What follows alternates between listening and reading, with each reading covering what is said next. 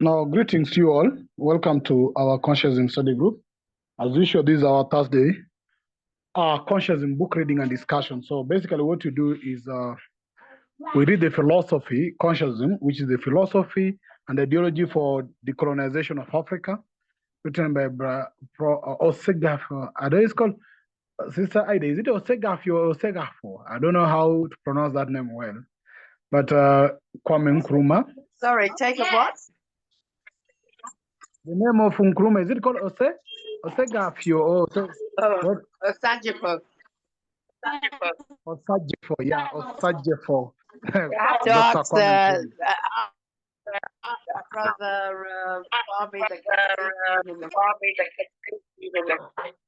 Yeah, so thank you. We always meet on Thursdays to review these books and read and share our thinking. So today we are moving on to the paragraphs that are highlighted. Our key paragraph of our Constitution is first paragraph, but this is actually a continuation of where we've started looking at art as another subtle instrument of ideology, having looked previously about how history is also a subtle instrument of ideology. Now, Nkrumah takes us to show us how art is another subtle instrument of ideology. In our previous reading, we're reading how art was used in actually the European states or socialism. And now in this paragraph, we are going to look at how art has also been used in African setup. So that's what we are intending to discuss today. So once again, feel most welcome to our study group. And yes, feel free to join us. What we do is we do the reading, then we ask members to start sharing their thinking. So we'll just first of all read the first paragraph. And that's why we'll concentrate on our thinking first. If time allows, we'll go to the next paragraph. So yes, once again, feel most welcome. And if anybody is willing to read for us, anybody is able to read for us the first paragraph, we start with the African art. And once we are done with that, we can be able to start sharing our thinking and look at this text critically. So once again, feel most welcome. And if you're willing, let me know so that you can read for us the paragraph.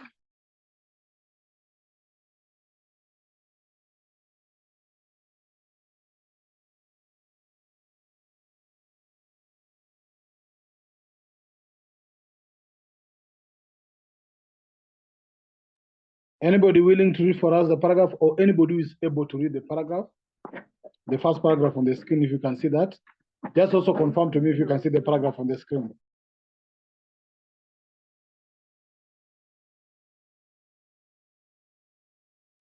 Let me try today. In African art, too, society was often portrayed. It is the moral philosophical preoccupation in terms of which this portrayal was done, which explains in typical power. It is this also which explains the characteristics, distortion of form in African art. In the portrayal of force, whether as force of the world, of generation and death, or the force of destiny, it was essential that it should not be delineated as something assimilated and overcome. And this is the impression which the soft symmetries of lifelike art would have given. It is to avoid this impression of force overcome that African art resorted to distortion of form. By treating of such examples, yeah, just continue. Just read all of it. One may illustrate subtle methods of coercion and cohesion to cope with the steady I haven't finished, please. It's moved. Yes, calm down. It's okay like this. It's okay. To cope with the teddy boy problem, many churches in Britain formed clubs. In these clubs, they hoped to entice teddy boys by the provision of rock and roll music. Once these youth were so trapped, the churches expected so to influence and so coerce them as to reinstate their behavior within the range of possible, of passable conduct. The churches used a non-subtle instrument which was at the same time not centralized. Thank you, Brother also, for the reading. Okay. Should we continue? Okay. Thank you, Brother also, for the reading. Thank you. And yes, thank you. This is the paragraph we are going to look at today. As I've said, it is Nkrumah now trying to take us to explain how art is used as an instrument of ideology and is a subtle instrument of an ideology in a society. If you look at the previous paragraphs that you read, we actually started with this paragraph 1, which Nkrumah now bring art. And he said, I'm just doing that recap so that we can connect on the context of Europe and now how it's being illustrated in African setup. Nkrumah says that, I have mentioned art as another of the subtle instruments of ideology. One can illustrate this in various ways.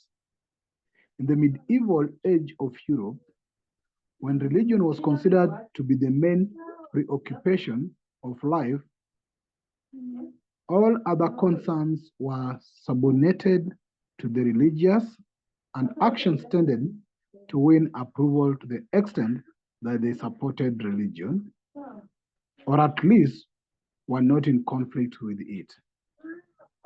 In the second chapter, Nkrumah says, I illustrated how economic activities were subordinated to the religious concerns or concern. Art too became infected by this idea. It accordingly specialized in biblical illustration and apocalypse of paradise. Now from here, Nkrumah now shows the example of Europe, and he says that today in the socialist countries of Europe, where the range of conduct is fixed by socialist principle, that particular art which glorifies the socialist ideology is encouraged at the expense of that art which the supremacy of aristocrats or the bourgeoisie might inspire. The former in general encourage a bucolic and classical kind of art. Its subject appropriated from the class of gods and goddesses, and leisurely flute-playing shepherd boys. Bourgeois, for their part, injected a Puritan strain into art, and in general directed it along lines of portraiture or portraiture. Art has not, however, always propagated ideals within an already accepted ideology. It has sometimes thrived in the vanguard of reform or even revolution. Goya, for example, was responsible for significant conscience-stricken and protest painting in which, by paint and brush, he lambasted the brutalities of the 19th century ruling class. Here, he was not defending an ideology, but was exposing one to attack. Now, Nkrumah introduces us now to the African context.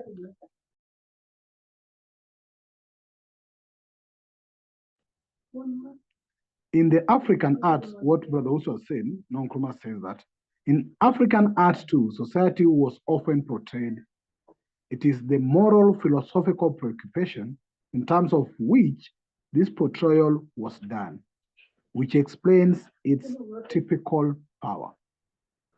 It is this also which explain the characteristic distortion of form in African art. In the portrayal of force, whether as force of the world, of generation and death, or the force of destiny, it was essential that it should not be delineated as something assimilated and overcome.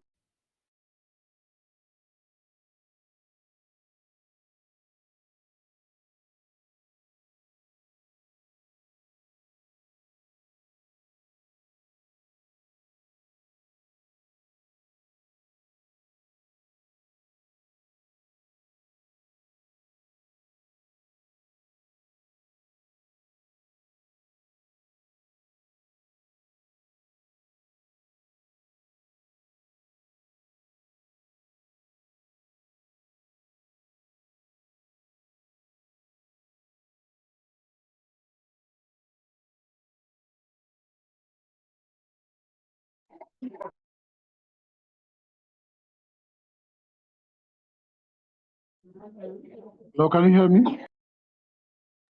Yes, now we can hear you now. Yeah. Sorry, I was saying that, let me continue the reading. In the portrayal of force, whether as force of the world, of generation and death, or of the force of destiny, it was essential that it should not be delineated as something assimilated and overcome. And this is the impression with the soft symmetries of lifelike art will have given. It is to avoid this impression of force overcome that African art resorted to distortion of forms.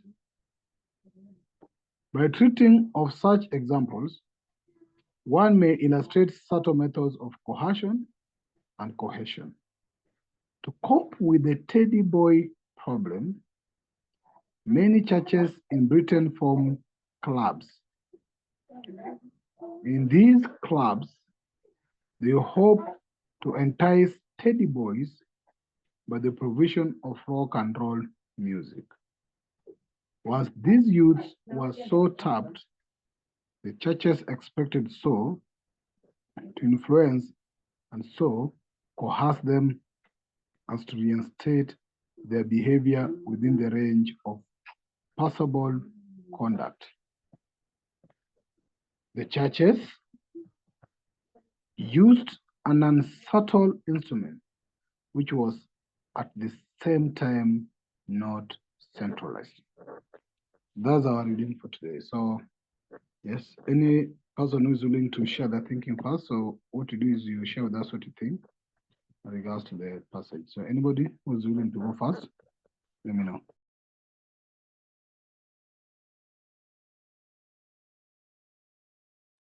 Could we maybe look up the words coercion and cohesion? Because I think coercion is force and I think cohesion is sticking together, but maybe we could just check them, please. Thank you. No, that's the truth. It's The just truth. the same coercion and The truth. it's the same as you've said it. Okay, thank you. Okay, thank you. So coercion is that use of force, and cohesion is more of that unity you're bringing people together. Okay, wonderful. Thank you. I find, sorry, I'm quite happy to go first if you don't mind. Well, not fully first, but I just want to make a comment, which is, I think teddy boys were from the 60s. So I'm surprised that they're being talked about here. I'm not sure when the book was actually written now. I'm a bit confused as a result. Do any of you know?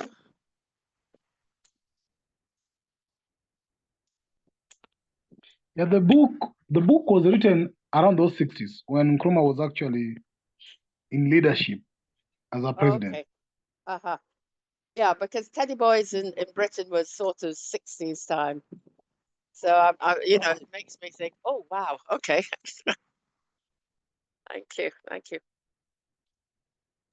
Any other comment you can make generally of the text? I think I'll come after the next person. Sorry, I'm just walking home, but I can stop at the wall and talk. But if there's someone else who's willing to go, it'll be good.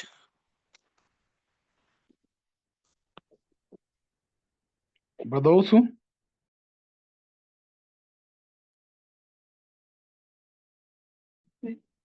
Oh, sorry. Oh, okay. Yeah, I mean, course and cohesion. They are, I mean, they are antithesis in the sense that you talk of force causes disruption. It can even cause rebellion. It is whereby you push within, but you exert unnecessary force. Unnecessary pressure. You see, whilst cohesion tend to be um, working together at the same time, but not on the application of force, but on trust. You see, where trust is strong, we normally apply the term cohesion. In fact, it is even used to measure places, environment whereby communities and in places, even countries, whereby the less violence, you have high cohesion. And when you have high crime area, people don't trust themselves and all these things, you have low cohesion. So it is even a term which is used as a standard for measuring, I mean, how countries and places, whether they are safe or not safe in terms of who to trust. See.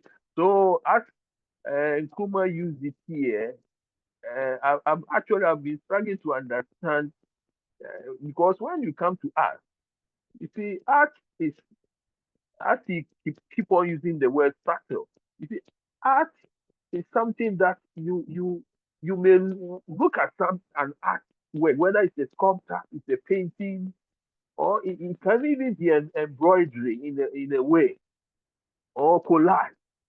See, but you see, you don't look at an art with the aim that even you want to learn something. But somehow, as you are watching and looking at it, unconsciously something is going on down there as your eyes pick what is there, and then the image is transferred within. What goes on within, you become unconscious of it, but then it is building something that one may not be, as I keep saying, one may not be aware that something is actually going on down there. You see, and this is the interpretation which is being carried out within that the normal mind may not be the conscious of.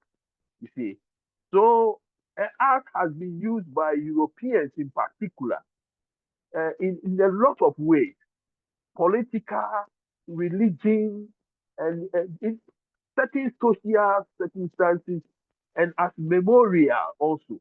You see, so that once people begin to look at something in terms of being a kind of artistic work or symbol, you see, they know that something is going to happen. But as much as because of the vandalization in Africa we went through, I can say that art came down a bit, but we have revived it in a lot of ways. You see, despite the Europeans taking a lot of sculptures and all these things they saw here and carried them away to the point that at a point we felt like we were nothing. You see, because we had nothing to remember who we are. And recently, through social media, we've been exposed to some of these things, metal, bronze, sculptures, and the rest that are in Europe, and some are even being returned, wooden ones. You see the inspiration that is bringing, even though we haven't seen this thing physically or directly, but then even watching them on social media, the pictures of them begin to move us into certain action. Some kind of hope is rising because of these things which have been returned, or some of them that you've seen the pictures. You see that, oh, so these things were made in Africa. Africans made this before the white man came. So just imagine if these things have been here. So as Nkrumah is talking, the path on which artists of today, just like journalists, would, have certain things or paint certain things, whatever impression they are trying to put across, what I see is that maybe they forget that it is going to last for long generations. And whatever they are trying to communicate also, have they actually reflected on it as to how it will contribute to societal cohesion in particular, you see. So, Nkrumah, for me, if I look at this person and the previous readings, what I see is this is a man who understood the West, and he knew his Africa, and then he's able to bring these two worlds together and see how one is supplanting the other through all kinds of ways. And then here we come to the stage of art, which is making us to understand and how we also, if we actually don't know, or we don't get the how do I put it? We don't get the, I don't want to say insight, but then we are not aware of the subtleties in art. You see, you can just carve something or paint something, and then one may be communicating what, fortunately, if it is positive, great. It's going to help society unconsciously to cultivate something. But if it is negative also, then it has something different to bring about. Yeah. Thank you. Thank you, Elder Wilson. Thank you for sharing your thinking with us. Thank you very much. Let's go to Sister Chisomo. Greetings, sister. Greetings. I'll skip for now. Came in late and I just need to hear a bit more. Okay. I'm on the Sawindo? wall, so I can have a quick go if you'd like. Okay, go ahead, sister. Okay. I find it interesting that Nkrumah talks about in African art society, it is a moral philosophical preoccupation in terms of which this portrayal was done. I'm not fully, I find that a bit complicated. Moral, physiological, sorry, something's coming my way. Preoccupation. But I'm interested that he highlights the characteristics of African art being distorted, because quite often you do get distorted figures in African art. And I think what you read earlier about the European art being, you know, in European art, they'd even have well-known families who were portrayed as part of, oh, I don't know whether it's to do with church things or other things, you know, and it would be very much life form. Whereas African art is the opposite. There's a lot of distortion in it. There's a lot of I don't know about symbolism, but it just maybe even the distortion makes it symbolic.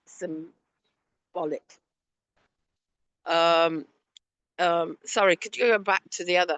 I find it interesting that I didn't know this bit about churches trying to capture, because teddy boys are it was a youthful invention over here of young people all dressing up in suits and really trying to be sharp. None of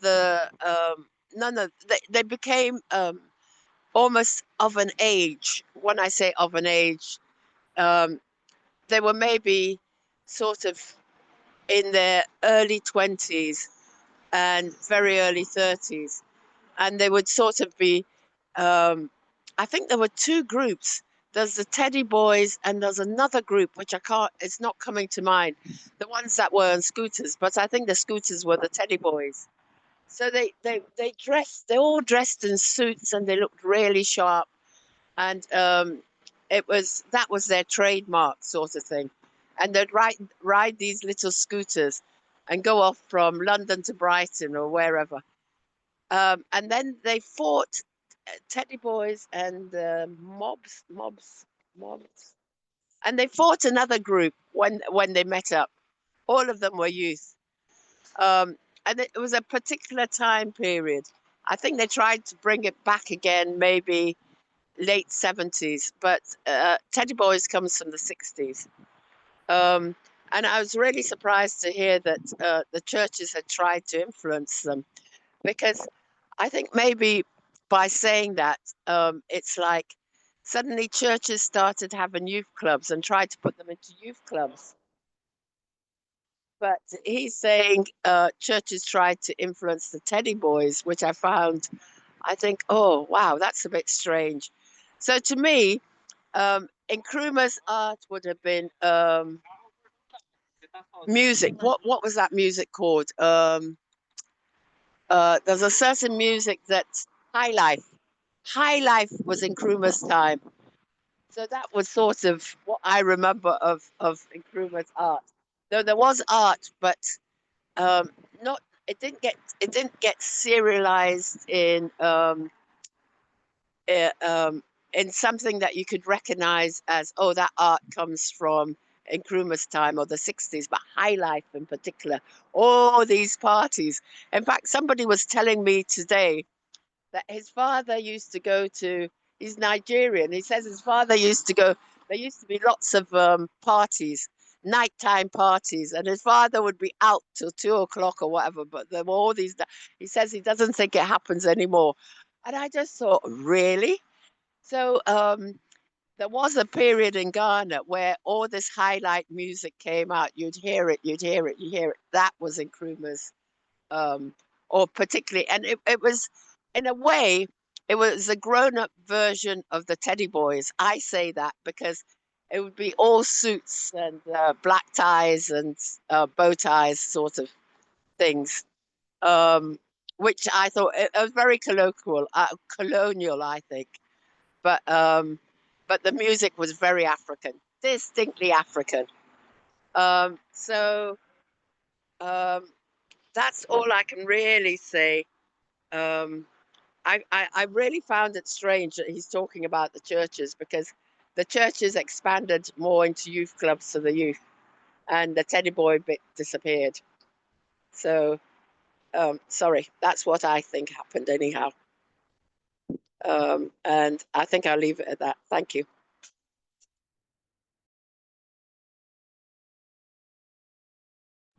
Thank you, Sister Ida. Thank you very much. Thank you for reminding us that the Nkrumah music and arts in that particular moment. I didn't know about Teddy Boys. In fact, this is the first time I'm getting to know about the Teddy Boys. And I'm quite finding how can this work. Okay, it was mods and rockers and Teddy Boys.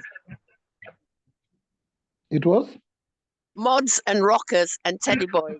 The mods and rockers fought the Teddy Boys, but the Teddy Boys were these suited young men or women who dressed really, you know, they probably had miniskirts.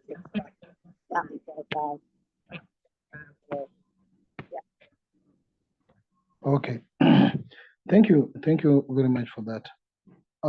Let me get to Sawindok first. Sawindok? Greetings, everybody. I'm Brother Pigeon and everybody there, and I'm driving. I'm not in a safe place to talk now. Allow me just to listen in. But if I get a moment to chip in, please also allow me. Okay. That's noted. Thank you. Thank you very much, Sawindok. Sister Chisomo, are you now ready to share your thinking? Not really. I'm not familiar with all what's being discussed. Teddy Boys and church and arts. Not familiar with it. Okay, you see, at this particular moment, you see, Nkrumah started to introduce us to art as another subtle means of instrument of ideology. You know, at this particular moment, again, we're looking at our society and ideology. So how do ideologies surpass in society? So some might be very coercive, physical, and whatever you call it, but others might be very subtle ideologies, you see. So Nkrumah is trying to introduce us to more of subtle ideologies. Subtle means on how ideology were actually passed in a society. But yes, but those, please go ahead first. Yeah, thank you. You see, when it comes to the religious, because I have been involved in I'm a theologian myself, and one thing that we have special studies into this icons and church art and all these things. They use them massively. In fact, you remember Da Vinci. You see, Da Vinci work. I mean, he did a lot of work for the church, which were coded. You see, later on we see that these things actually had certain meaning, which nobody thought, because people look at the story vis-a-vis what is in the Bible. But then these are artists who came with the meaning that are in the Bible within the paintings, you see. And look at how in Africa today, one would say that despite colonialism, we will bow to white sculptures of Jesus, of Mary, of certain saints. And I mean, reverence them even to the point that people would do all kinds of things. You see, it is through how these paintings have been used, these sculptures have been used and replaced our own ones, that they become all that we know. But I would say that at a point, you see, we never had competition to Christianity from any other religion because of how some of these things, especially when it comes to music, when it comes to, there's another thing, films. See, the Jesus film had such impact on people because people forgot that these things are just, I mean, they are acted. They just missed that out. And then what happened is it becomes so real that when you watch this movie, you can even cry, you can weep. And that moment, the emotions that capture you, it becomes real that this thing is true. You see, so um, Europeans have actually tested these things over on the outside. And it doesn't mean that it art and sculptures are probably they should be older in Africa than there's some noise here. They should be older than we should be older than Europe. But as to Hello? Adolfo? how, yes, it's not from here. It's from another side.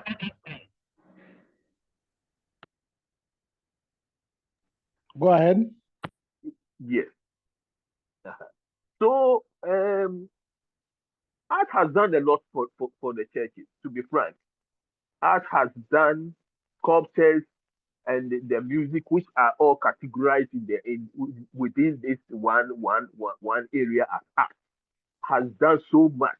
And I think Nkrumah's focus on that, if he wrote this book in the 60s, I mean, of course, that is the period that where Christianity hasn't gained much grounding in Africa in the 60s.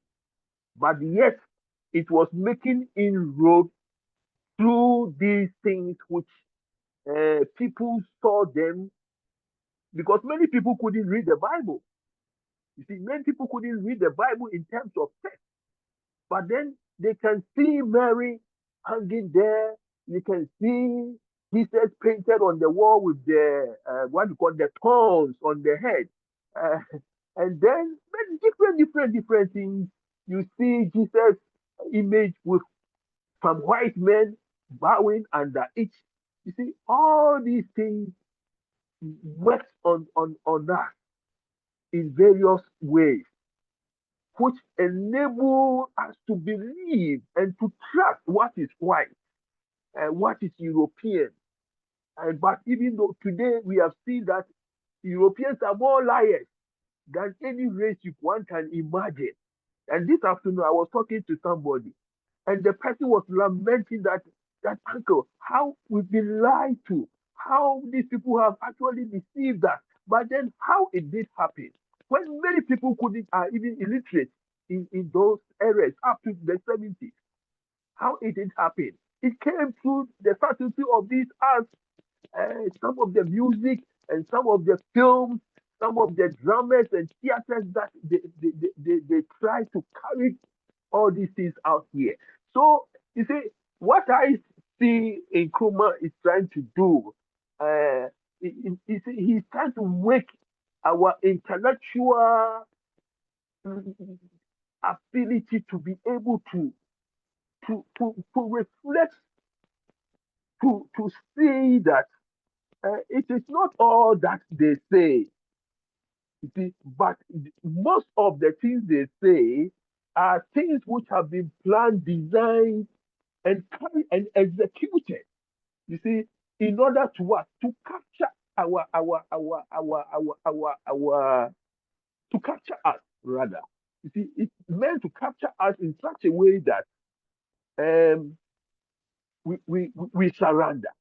I say let you use that. We surrender to what they want and do what they want. Of course, they have been more than 100% successful, and it shows that these things are more powerful. And if today we can also begin to use the arts as another way to decolonize, then we are on the right path.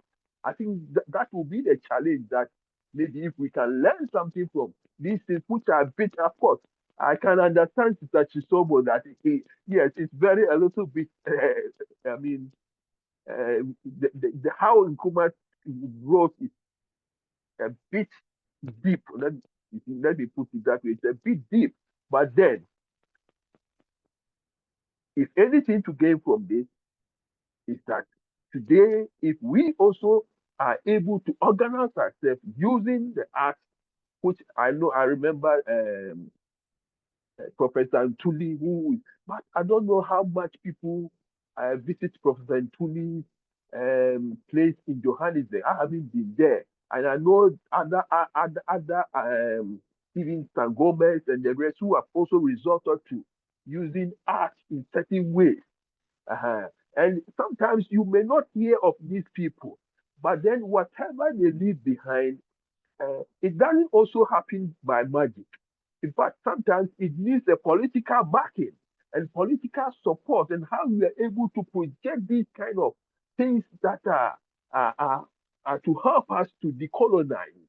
You see, if we get that political support also, then it enhances everything, and then it also within it's a matter of time.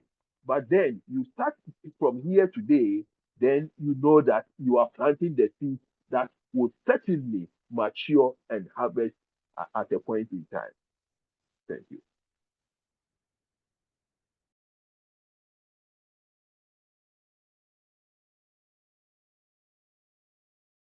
Yes, it's either come in. Thank you, Brother Osu. I was thinking that when stylized figures or stylized, what's the word? Stylized symbols. I was thinking of the Adinkra symbols of Ghana because there are so many different symbols. People know the bird that looks back, but there are a lot of other symbols that are just all have meanings to them. So I just wanted to throw those in, that it's not just the people who are often elongated and stuff. There's also all the symbols of West Africa, especially Adinkra symbols of Ghana. Thank you. No, thank you. I don't want to be lazy on my thinking, but I've done a bit of. Yes, but also. Yeah, you see, Adinka have been there before the white people came. But at what point that what they brought superimposed them to the point that we neglected them, and even though we were using them for funeral occasions in our, textiles and those things, I wouldn't be surprised that today some of the awakening might have come from the way we use these textiles or wax print with the ink in them, and these things people have been asking, oh, I did grant you are wearing a dinkra. I mean, naturally, you see, what the impression it gives is bound to make impact. And today, if we can see some of these revivals which are happening in places like Ghana, which have been strongly Christianized, then I think some of these things also have contributed a lot. Maybe we haven't researched on it, but I think it would be good to have a research done about some of these things that have been there before colonial times. Yeah. Brother Pigeon, I think it's your phone that is giving us double when we're talking. That is echoing us. Thank you. Okay, it may be on my side. Oh, sorry. I'll mute it when I'll mute it moving forward. What I wanted to say is that I was not trying to be very lazy on this in terms of sharing my thinking, but I was trying to engage a bit the same PDF to give some little explanation that I'll start with before now I share my thinking. In the first paragraph, it says that what you're asking, Sister Ida, on philosophical preoccupation in terms of what is portrayed. You can see my side screen is a small one, but actually says that in African art, society was often depicted. And that's what Nkrumah is saying in the first paragraph, that art in African setup was portraying the society, the entire society as it is. So most of the art we engage was to portray the society. And this is saying that the way this was done was influenced by moral and philosophical ideas. Which you say which you was saying that the second paragraph, which says that it is the moral philosophical preoccupation in terms of which this portrayed was done. And that is what give it what you call now the unique power. When you say the typical power, is the unique power of African art. Because the African art was actually influenced with moral and philosophical ideas. So it was not just art for purpose of art. As we were trying to portray our society, we were portraying that society in our art, guided by our moral and philosophical ideas or ideas of the society. And that two elements of being moral and philosophical, a representation in our art is what made our art to be unique, or gave it that unique power, which now in this current text in Nkrumah call it typical power. And he said, of course, that one of key aspects of African art is the distortion of forms. And you could ask, what are these forms?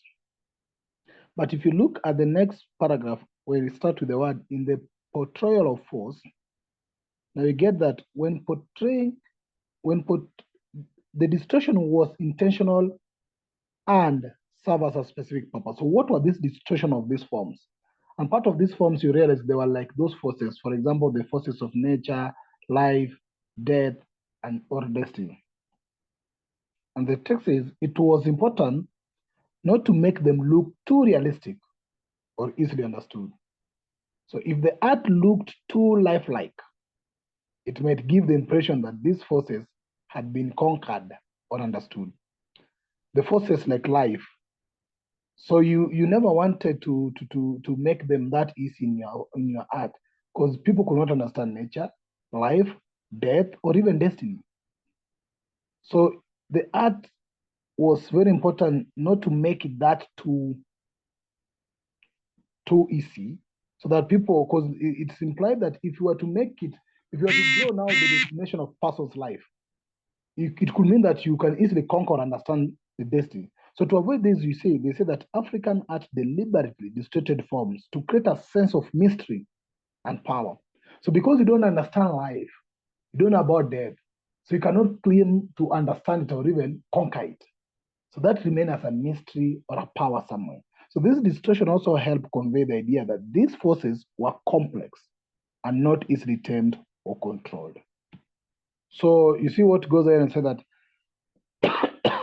So the key element here is the African art was actually portraying the African society.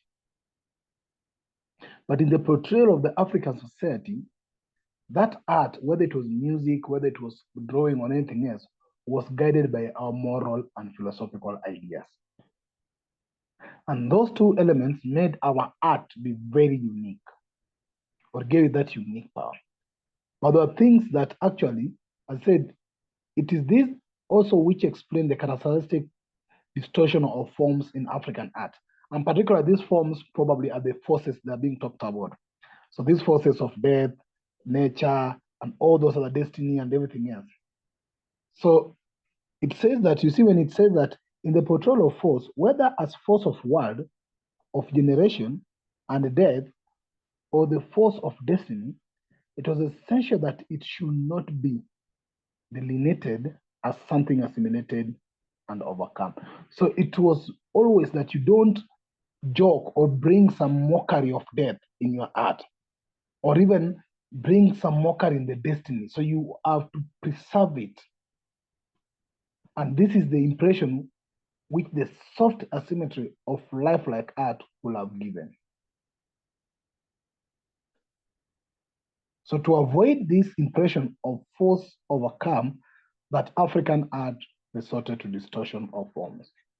But let me hear what Sister Chisomo has to say. Sister Chisomo?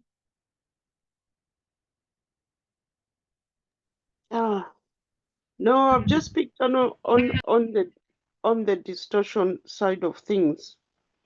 Like I said, my family was into art. I had a particular brother who was into painting and stuff like that, crafts and sculpting and what. But every work he produced, you could not look at it and tell what it is. You had to ask him, so what's that? I think that's what they describe as abstract art or something like that. So the meaning is hidden in the art. whatever he's trying to express or whatever message they are trying to portray, or whatever philosophy or whatever. So you see a lot of that, and also in sculpting, you see a lot of work that you have to really ask. You can't see it at first sight. For example, simple things like the mother and child soapstone. At first sight, you don't, until you get used to seeing art, then you know that this means a mother and child. The mask itself, the African mask, it comes in all sorts of forms, and I'm sure all of them have a meaning behind it that is being communicated, and those who understand them can even collect them. That's when they were collected and stolen and whatever ended up in the West. Because there's a meaning behind it. Maybe the white man understood it, I don't know, or he just took an interest to go and study them. But our people, when they create them, they are communicating a message or something, a culture or a tradition. It's the same thing with the traditional arts, which are performing arts. Like I said, our first president, Kamuzu, used to promote that a lot. And each dance meant something or communicated something. The dressing communicated something, tradition, or whatever it is you want to call it in English. And also, yeah, so there is, I've just put a link in the chat. I saw a video in GAC, or was it GAC? I don't know where I saw it, but it seems to be discussing the same thing we're discussing. Is it Dr. Small or Dr. somebody? This guy. He's explaining the church performance and Black people, that they are communicating and they're using that, just like Sister Ida was saying, they were fighting these people and those people using um, either religion or whatever. And yeah, so I thought that was an interesting one on the abstract. So maybe that's where the message is hidden. And when you see the early African Americans, or the type of music that they were singing, either with rock or blues or jazz or church itself, the music is completely different. And when it's sung without even hearing the words, you feel something, you feel a message in there. And then we've got the language itself. Again, when English is twisted so that the master does not understand what these enslaved people are saying to each other, or which is now all these different ones, Creole, Pidgin, the patois, and all sorts in different parts of the world that Black people use to communicate, even in South Africa. Then when you have all these Afrikaans and all these other languages that people are using to cement our culture. But now that, for example, in my country, now that this promotion has stopped, all these other later generations do not understand, do not know anything. When they see it, they wouldn't even recognize any dance or anything really. So the current leaders, like I said, we have this guy who is into development, culture, and performing arts, and he's a film director and all sorts. He's been doing that almost all his life. So he's trying to bring that back. When he does his rallies, he brings performers, and I see all the other politicians are now bringing in performers. Yeah, so, but we've lost it at the moment. In the Ghanaian one, you see the communities within their culture. They're doing all sorts of performances and dressings and symbols, like Sister Ida says, the stool. In this video, they talk about he's explaining the stool, the Ghanaian stool, and the Igbo community. And also, he's wearing a shirt with a symbol on his back. You see those Chinese-looking symbols in Ghana. I don't know what they mean, but obviously they have a meaning that the rest of us don't know. So because we are all colonized and no longer take interest in these things. Thank you.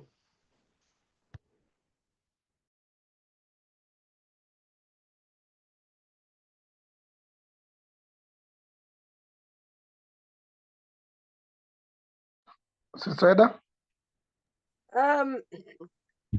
What Sister Chizoma calls, she says Ghanaian symbols, which are very Chinesey.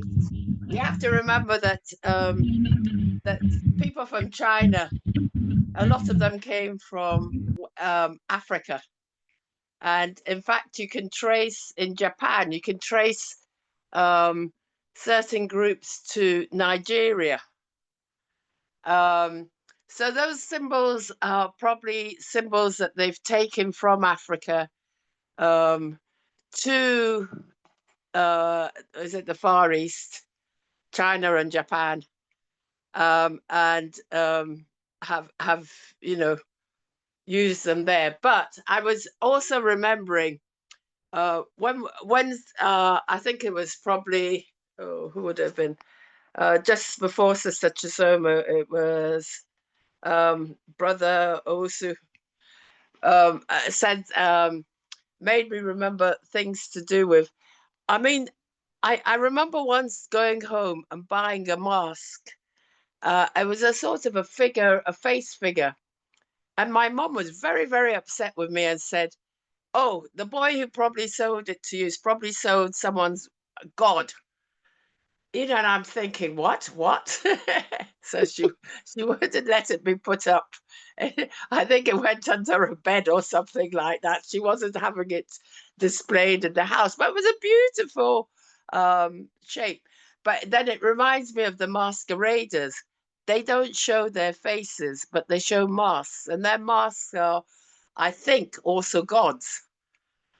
You know, the masqueraders who do the dance, they do the dance in certain parts of, I'm not sure whether it's In Malawi, Cameroon. we have them.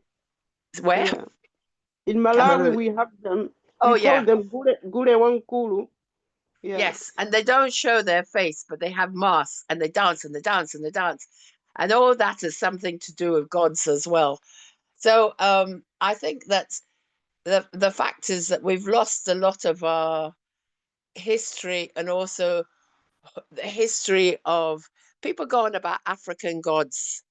And I don't know enough to make any comments. So please, I beg you, I can only tell you out of my head what I realize that. I mean, some people have shrines in their houses. I know nothing about what's there. I know that my mum talked about a shrine on the beach. There's a house that was or a hut that was a shrine on the beach. So that, and then you'll go to different places. You cannot put your foot on certain areas which are recognized for gods or whatever.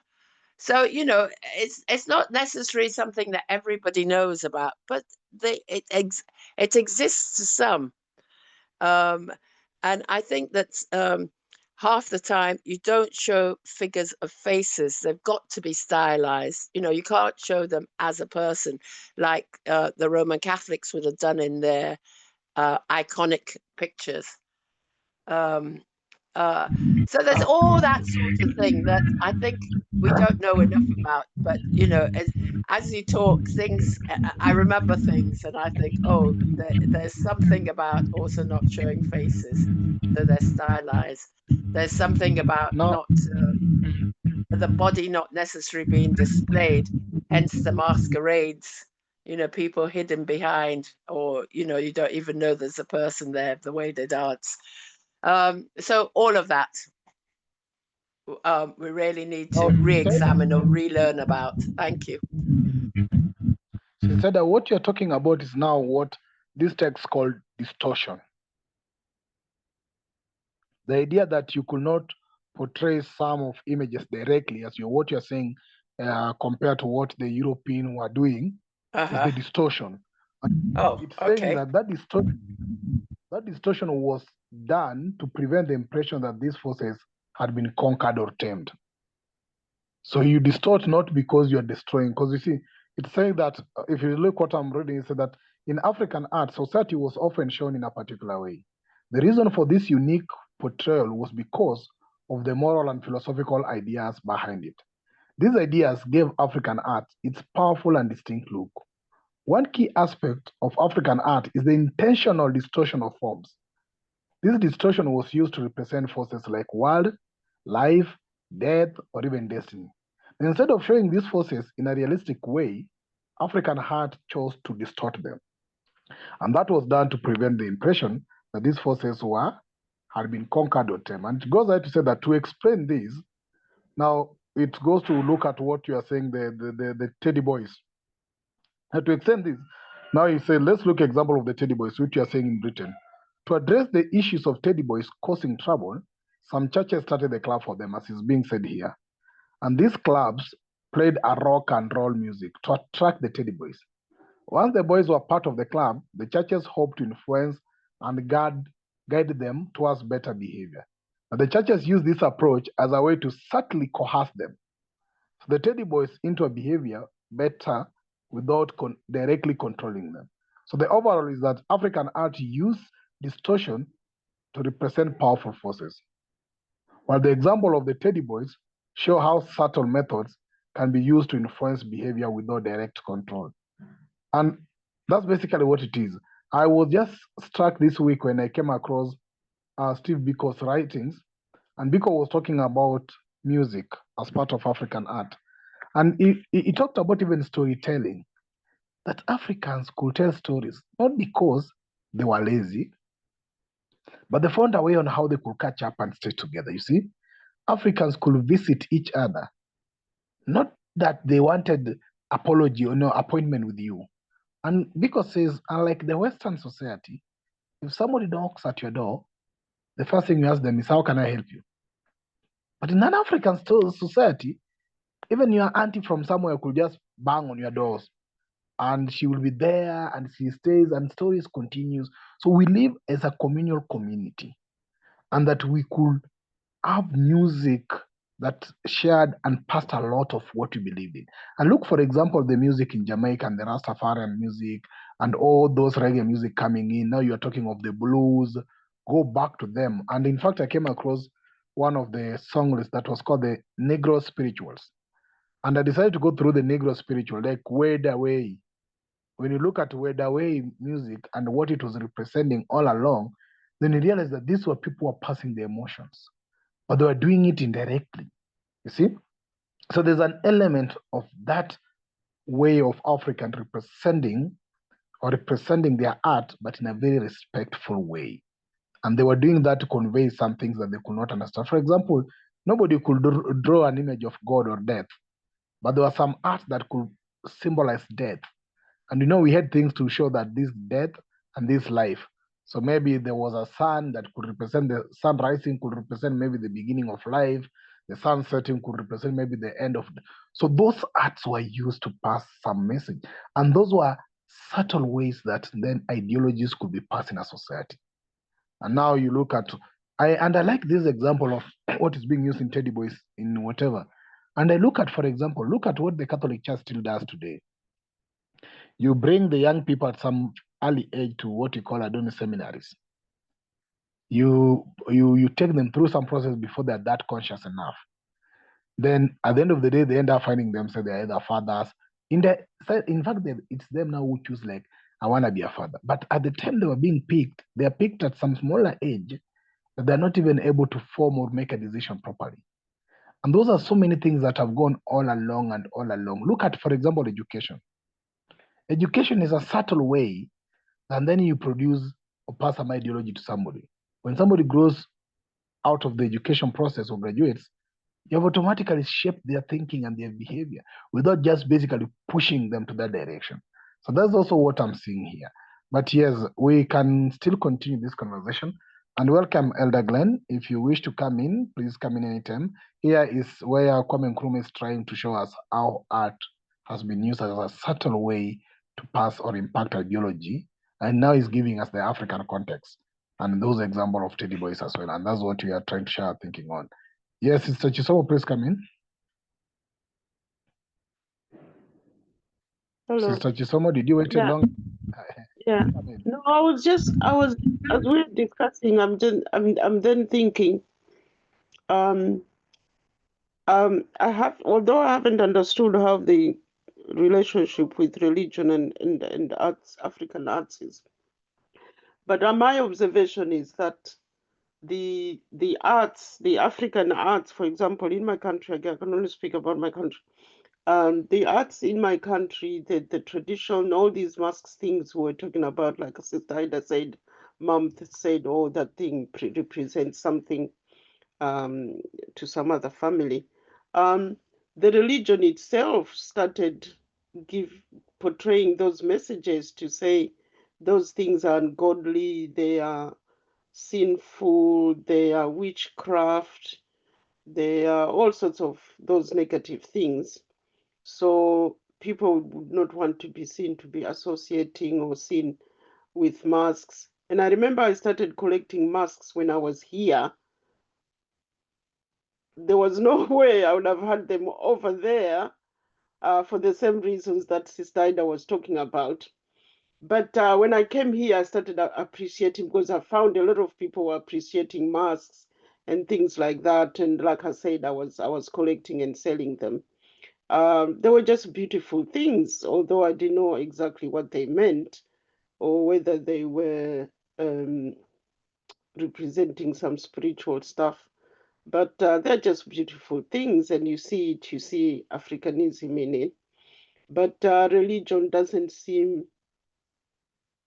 to allow that, or Christians don't feel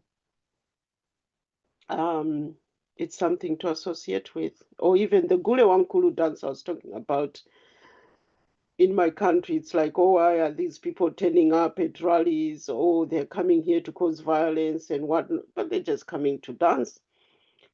And even the dancers themselves, they're young people who have just decided to start doing that, not that they're doing it well, because they have no understanding of it.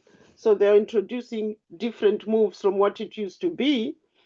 And it doesn't look as genuine as it was then. So that's the dilution that we've ended up with, whether it's going to come back or whether somebody's going to start. But like I said, the video that I've posted in the chat is talking a lot about these sort of things, religion, our spirituality, ancestors and stuff. So it's an interesting video. Thanks. Take it back to the first paragraph. Sister Chisomo, can you see the paragraph where I'm highlighting, where Nkrumah say when he said, I've mentioned art as another subtle instrument. But if you read that paragraph, there's where Nkrumah says that, I think it's the first sentence, second paragraph. Nkrumah said that one can illustrate this in various ways. Now, in the medieval age of Europe, when religion was considered to be the main preoccupation of life, all other concerns were subordinated to the religious. Now, action tended to win approval to the extent that they supported religion, or at least were not in conflict with it. And they say that in the second chapter, illustrated how economic activity. So there's element of how art, probably why the religious thing brought all these things, that if that art was not speaking to it, to inspire or to propagate the religious activities, then actually they could not accept it. And now maybe that's why the element were coming in, maybe from religious angle, on how this, maybe what you're saying, the mask, the drawing, and maybe all those other things. I'm just thinking. But let's hear what Sister Ida has to say. And we also have Brother Usu can come in. Sir Windhoek is here. And Elder Glenn also, you can come in anytime. Sister Ida? I was going to say that I remember seeing at home in Ghana, come Christmas, you'll see these masqueraders who have like straw over their face and, you know, however they dress. And I remember seeing them. So they go around the shops. Usually they're asking for aid, you know, like, well, they're just trying to make some money.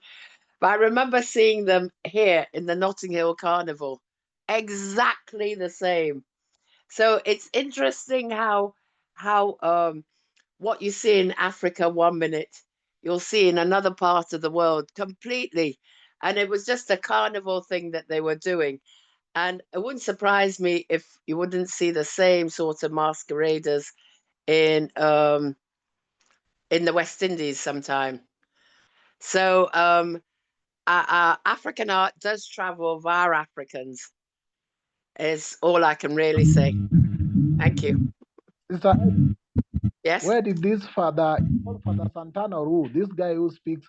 I think I remember when I was it Daglero in Kenya here, and he's going to speak. We went to one of the supermarket, and he found this guy Santa. It's called Santa Claus or Santa who? Oh, Santa Claus, the guy in the red suit and white beard. Now, I'm wondering, did really that dressing started from Europe, or probably the European decided to make the person that white with all those reds? And when we were with Elder Glero in one of the supermarket during December, I think it was during December, when he was around, and he asked, if you can't put a black Santa whatever here, can you take away all these your white things and put a black Santa?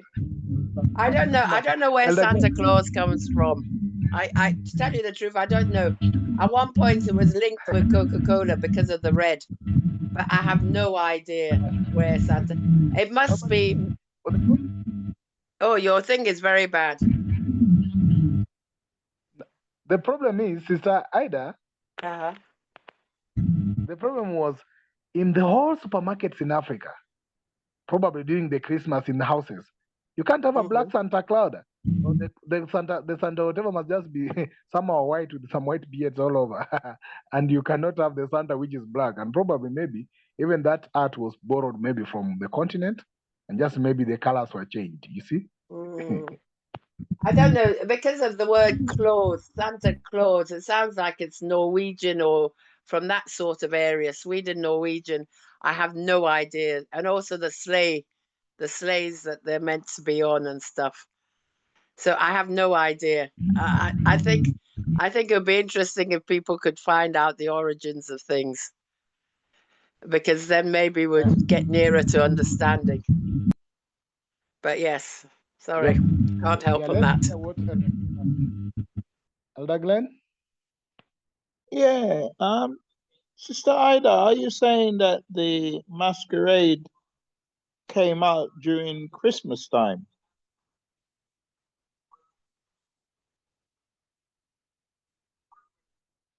Sister Ida? Okay, I just find it curious that no, that's when we'd see them around the shops and stuff in Ghana, but they must have come out at other times. But it would be young children going around the shops, begging for whatever they could get, sort of thing. And then I saw exactly the same, exactly like they were also in Carnival one year. If it's Christmas, they would obviously find that probably a bigger time to get donations and collection and what have you. Yeah. I was curious about the teddy boy interpretation that Osagyefo put on this, because the teddy boy were criticized or accused of racism largely in part, but I think the majority were not racist. They were more interested in motorbikes and seaside and whatever, you know. It's like latest carnation. And dress, how they dress. Yeah, you know, and their hairstyle and what have you. So I think, you know, yes, the church did do a lot of intervention, believing that somehow they had a role in sort of youth clubbing and so on to provide alternative. Because there were fights, you know, there were fights among themselves, and some groups were racist, as I said, and they sort of attack Asian and African community, largely Asian, really, because I don't think they really were able to put up much of a fight to the African community. Brother Glenroy, they were also fighting the mods and rockers, teddy bears and mods and rockers. It was even almost before the Asians came over. Well, there were some Asians around, certainly in the 60s and so on. Paki bashing and what have you. But also your earlier reading about the use of religion in the Middle Ages, because you would find probably two different armies opposing each other, both praying to a Christian God before they start their war. If you see, for instance, the movie Braveheart, that they were fighting the English, and yet the Catholic religion was very much ingrained within their preparation for war. So very much using that form. I don't know if I understand the relevance to art, but yes, religion was always part of that process. And it's interesting that it comes around where the church feel like they were a source of resolving the conflict between, as you said, teddy boys and mods and rockers, using rock and roll in the church as an instrument to try and quell that sort of attention. But yeah, fascinated by the timing of the masqueraders. Thank you, Chair. Yeah, thank you, Elder Glenn. And thank you very much. You see, initially, Nkrumah was talking about, when you look at the second paragraph, you start with the one may illustrate subtle methods of coercion and cohesion. And if you look at what the church did to that teddy boy, you see in the next paragraph, in the next sentence there, Nkrumah says that once these youths were so trapped, the churches expected so to influence and so coerce them as to reinstate their behavior within the range of passable conduct. So irrespective, the element of coercion now here is coming in. It's whether it was done silently, psychologically, or subtly, it was still coercion. And maybe they could come out and defend that, coercion, most of the time people hear coercion, I think, because it is forceful or brutal. But basically, the church is guilty of coercion here. But you see, it's a very subtle way of passing an ideology. That's why Nkrumah is telling us that art is also being used as a subtle means of passing an ideology. Without somebody beating you or caning you, they can speak to you through art. They can pass their tradition, their beliefs, their spirit, and their system through art. That art can be either those music you're talking about, the rock and roll. Look, for example, how Africa use the music. And I've read a lot of what Oris Campbell wrote in the book Rust and Resistance. And if you look how reggae music was used to pass some silent message to people. And then at the end of the day, anybody who was listening to specific music of reggae could feel more spirited, more a fighter, more ready to move forward, you see? And look at, for example, also to the hymns of the churches. Take them back to the songs. And I was telling you, look at the Negro spiritual songs. If you look at how they were composing those songs that they were passing to us, and some of them, I don't know if I will be able to look at some of them, which I think they are available within my booklet. Some of them were very, very interesting songs. And the Negroes by then, I think I recorded most of those songs. The Negro by then were actually using these songs as a means to pass something. Look, for example, the song that was called Swing Low, Swing, Sweet Chariot. Swing Low, Sweet Chariot.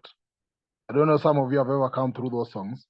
And they were using these songs to pass message. For example, even the word in the water lyrics. If you look at the word in the water lyrics, and somebody will say, you see what let's read some paragraph. They were saying, word in the water we day, word in the water children. God said he's gonna trouble the water. These were the songs that were sung by the slaves, the Negroes in the farms. And in one way, there was a message they were passing. So it is still in the same context, if you look at even the biblical text, and that's why I think it's also very important, the mentioning of Bible here. Look at even the story on how the Bible is being crafted. Look at the portrayals of the pictures that then come from the religion. The picture of Jesus that is being manifested. The image that is being created of God in terms of the text. Look at the images of angels and images of some little art that are being used, as much as they are used in the text, but look at how they're being used. And in one way, you realize that they were just to pass some ideology. But how many people realize that? It makes you at the end of the day to be more a submissive person, more either obedient to the system, more either forgiving and saying, oh, it's God that will either give us justice or we give out unto God, turn the other cheek. So these were silent ways. And I think Nkrumah is trying to introduce us to this art so that we can understand them and how they can be used to control our society, or even how what Nkrumah refined in the previous paragraph, this example of the Goya. And Nkrumah say, Goya, for example, was responsible for significant conscience-stricken and protest painting, in which by paint and brush, he lambasted the brutalities of the 19th century ruling class. Here, he was not defending an ideology, but he was exposing attack to one. So I think that's also very important.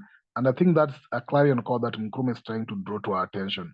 How art can be used as a subtle means of portraying ideology, and how we can also use it to still, and you have used it before, and how we can still use it to decolonize Africa. Because remember, this is a philosophy and ideology for decolonization. So how can we decolonize those arts that colonize us, and how can we use our arts in one way also to keep ourselves free? Yes, Elder Glenn, please come in. Yeah, it's not just the image of God, but to my knowledge, I've never seen a black angel on television, or I think that that series about the devil or whatever it is did have. In fact, it had God as being a black person. But you know, the image being portrayed not just about God, but also about any angel. All the angels were white, and indeed, more recently we saw that there were example of showing a white angel. I wouldn't say punishing, but has his feet on the neck of a black person, which is supposed to be depicting the devil. So the art does convey so. Thank you. Thank you, Elder Glenn. Brother Usu? Yeah, you see, when it comes to these angelic things, in fact, at the moment they are becoming outmoded in the West and even parts of the East because of the Anunnaki, stories, discoveries. We have a lot of groups that have now formed based on those stories as the most authentic than the biblical one. People have come to see that the angels actually were symbols of certain other things, and not necessarily that such Christians even existed. So it's Africa that it looks as if I don't know that how the Christian and Islamic teaching has been deep onto it, despite that we until the 70s, 80s that literacy has risen, yet these teachings have had such a profound effect. You see, and that is why I feel that it is through some of these art impressions which captured our people. But Europe today, I think those of you who are in UK, Christian, churches have already been sold as buildings and other things. Highly secular. That I think one is this former president, what is his name? the one who went to Gulf War with the Bush. Can you remember the name? Former UK Prime Minister. Oh no. Yeah, Tony Blair. Yeah, Tony Blair. Blair was so scared that he said that no, there need to be some kind of revival. I think it's Blair or the one who succeeded Blair, rather. You see. So, I mean, we don't need to worry too much because right in the West is where this thing has been, I mean, crumpled all together. But the challenge now is in Africa, which has the highest in terms of Christian adherence and still strong in its own way because of, see, when you communicate something through these imagery, in fact, they are able to make such a deeper imprint, if not to say DNA imprint. So I think that is one of the reasons why Christianity seems to be highly strong in Africa than anywhere else. But the way things are going and the trends of how awakening into people who are looking for new things, you see, gradually, some of these stories is going to just be like Europe. And if you look at how Europe shared much blood than any continent with Christianity and even with Islam and those things. Africa is more like a food conversion. So I don't think maybe Christianity may last another 100 years on this continent. So what we need to do, and from what we are learning, and like we brother Pigeon also mentioned, is to make the concerted effort of influencing institutions that are responsible for training our artists and sculptors in a way that we push in the decolonization methods, and then we are able to replace these symbols, you see, and gradually we will find a generation that grow because it's what you see that makes the impact. I think Nkrumah mentioned that society gets impacted by whatever they see. So at times maybe we don't need to talk, but we need to put in the action of doing certain things to replace certain things. This is one area that I always even feel bad here in South Africa is how it become all talk, talk, talk, talk, talk. But you find less action in terms of how to decolonize by pushing the Africa rather than fighting the status quo. You see, so we must begin, or we should begin to influence the institutions responsible for our African art, statues, sculptures, and all those ones. And then even curriculum review. Too much of the European medieval arts and all these things. Well, we don't say we shouldn't learn them, but then which should have the highest priority? It should be the African one. Thank you. Thank you, Brother Osu. And I think we need also to remind ourselves how many of our arts were stolen during colonialism or during the period of now independence. How many arts were stolen? And even before that, during all the period from enslavement up to colonialism, why were the white men concerned and interested in our arts? A lot of it. And they took away so many of the things that they went with. Why was that? And you see, sometimes because those arts that we had a spiritual or some powerful connection to us. And they realized that by taking them away, probably they could deprive us something. And I also just think that the teddy boy example and the element of bringing the youth in that example is something that we need to rethink clearly. How many black teddy boys we are having today, or how many youths are going through this subtle problem or subtle conversion or subtle ideological indoctrination? How many of them? Especially if you even connect the element of the teddy boy, the youth, and the church. Today, so many of our young people are in the churches. Today, so many of our young people undergo through the teddy boy experience without us knowing. But you see, in silence, there's something that they want to pass to them.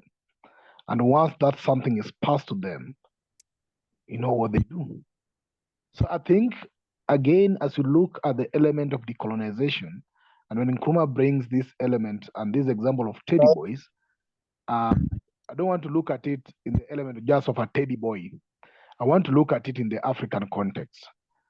And when you bring the youth thing and what is done, and if you are talking of Brother Usu, that of course maybe the religion thing might get away, but how many are walking in the process of the teddy boy through the churches who are being subjected to these subtle means without them knowing, and then they will just move out? Look at it in the whole continent. As much as you say, maybe if you look at the element of church, look at the youth involvement in terms of the music. Who are the choir masters? Who are the composers of the music of evangelism? Who are the singers in those churches and in those choir things? Who are they? Are they not the youth whom you can call the teddy boy of the American example or the Britain example? And this is something also we need to be concerned as we're looking at the ways of how we decolonize. I think this is a very important thing. And I'll just point on one thing before I bring Sister Ida in, is on the, when I read the book ISIS Papers, Keys to Color by Dr. Wilson Kress, I understood a lot of even house sports. And some of the few things that were very silent to me is when Dr. Kress talked about the pool game. Sometimes I like playing pool game. But the silent thing that the white ball and the black ball was being represented there, and you go to other games and so many other things, how many of us are understanding this silent psychological indoctrination of some ideologies passed without us knowing? Just that's what I wanted to point out. Brother Pigeon, Yes. can you hear me? I'm still driving, but is my background not too noisy? Can you hear me? Yes, I we can can hear hear you. you. You're okay. Oh, yeah. Sorry to interject. I also told you the other time I can't raise my hand. I don't know, maybe settings on my phone, but I can't get it right. But be that as it may, I think I wanted to comment on the question that you posed on how many of our arts have been stolen. Can I go ahead? Yeah, go ahead, and then we'll bring Sister Ida after you, as we're almost getting now to the end of our conversation today. Go ahead. Oh, thank you. I don't know when we are going to know exactly how many of our arts have been stolen. But what concerns me is what got stolen with our arts. Just like Sister Kisomo said, his brother is an artist, but the theme of the art, you wouldn't see it obviously. He must always explain it, and he said it's some abstract kind of art. So if you think from that milieu, you would think how much we have been stolen of our spirituality. Because what you cannot see is in the spirit of the artist. And this artist must explain it to you. And you will start being inquisitive when you see the art and you can't make out what is the theme. And you ask the next person, whether it's a colleague or whether it is the artist himself. So our spirituality has been tempered with big time.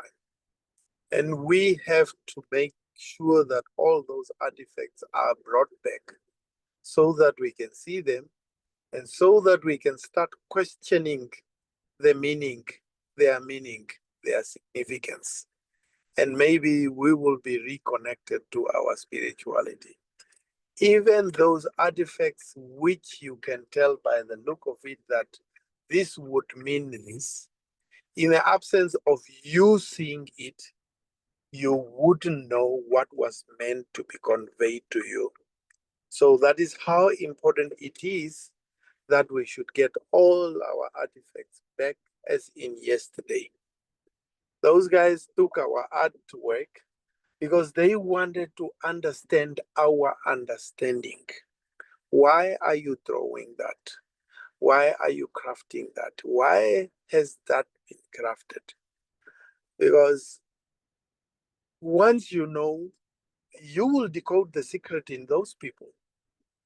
And you will be easy, and it will be easy for you to subdue them, to manipulate them, and to keep them under bondage. Thank you. Thank you, Sawindo. And I think that's why he said in our African setup, things like death, generation, world, or destiny were actually distorted. They were not made very clear for people. And maybe such arts were present. And when they took them, maybe they were trying to decode them so that they could be able to understand what is this that is distorted here? What is this? What is this that African understand about nature, about world, about death, about destiny, that they're trying to hide here? Probably something like that. But yes, Sister Ida, please come in as we are almost going to the end of this. Yes, I agree with what's who was the last speaker? Brother Winlock was saying we do need to get our art and all our, and even the bodies as well of our people, of Africans, out of Europe. But I put my hand up really for, I think there were about 2 different reasons, but it was also to point out that Islamic art doesn't have any form of, it's all geometric. And I've always wondered about that because it is so different from any of the other arts. They're not allowed to do any sort of figures. Whereas African art, like you say about the distortion, you don't, it's not clear, but the figures may be there and all that sort of thing. So I just wanted to point that out as well. I think there was something else, but I think I'll leave it at that. Just to say that the Islamic art is totally different from any other art. But African art is very, very strong. So thank you. Thank you. Yeah, I think it's because of what was listed in the first paragraph that we actually pass forward the moral and philosophical ideals in our art. So that made it typically power, which means that gave it the unique power in it. But also, it's only a minute to the end. Probably you can make that comment in a minute because we are bringing it to an end within a minute time. But also, yeah, because of time. But just to add to what Sister Ida mentioned of the Islam may not use more of images but symbols, which is more commonly used among the Islam, and then also poetry. So maybe another time we can elaborate on that. Thank you. yeah, thank you so much. So, comrades, we are actually coming to an end of this conversation today. We started a bit late. We took almost 20 minutes before we started because of maybe there was a late attendance as people are joining us. But I think I never knew this discussion could take this direction. And now sometimes that's why it's so open enough to have just an open conversation where people can share their thinking. We've learned a lot, but the bottom line of this is we understanding how art is used to control society, how art is suddenly used to pass some ideological messages, and probably now in African setup, we must understand and appreciate the uniqueness that our art portrayed some moral and philosophical ideas. And when we distorted some of the images, and that's why most of the African art sometimes become very hard to understand, it was for the purposes of trying to respect and understand that those ideas were very technical. But the example of the teddy boy and the church implication here is also very important for us to reflect on, and probably beyond just the example on what that implies to the society and the ideology. So we're looking forward if we will continue this conversation probably in our next study, where now I think Nkrumah is taking us to the Soviet Union as well, where he's trying to talk about the teddy boys as well in the Soviet Union.